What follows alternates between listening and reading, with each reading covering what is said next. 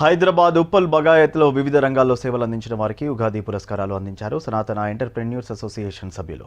హంపి పీఠాధిపతి విద్యారణ్య భారతి స్వామీజీ పర్యవేక్షణలో సీతారాముల కళ్యాణ మహోత్సవం నిర్వహించారు.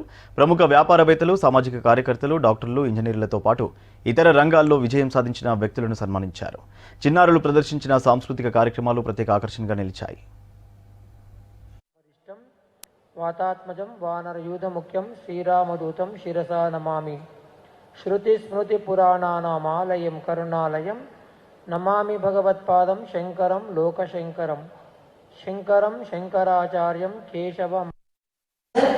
ఇక్కడ స్వామి హంపి స్వామి గారు శ్రీ శ్రీ శ్రీ విద్యారణ్య స్వామి గారు ఇక్కడ రావడం జరిగింది. మరి వారి సమక్షంలో మరి కళ్యాణం కూడా జరిగింది.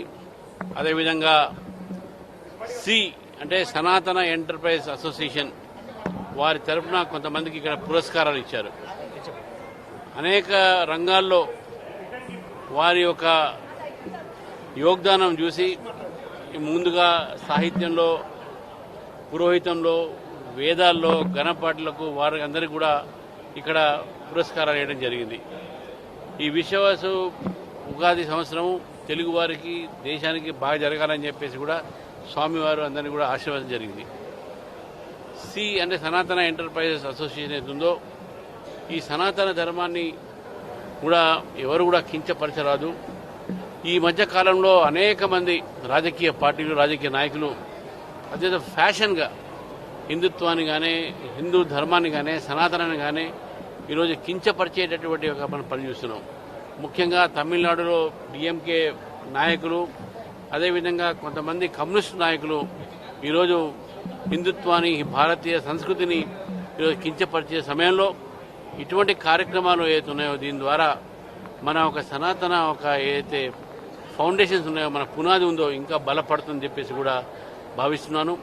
2016లో మొదలుపెట్టి సాంస్కృతిక కార్యక్రమాలు, తర్వాత వ్యాపారవేత్తలు వీరందరికీ చేయూతనిస్తూ ఒక సంఘటితంగా కార్యక్రమాలు జరుపుతూ వస్తున్నారు.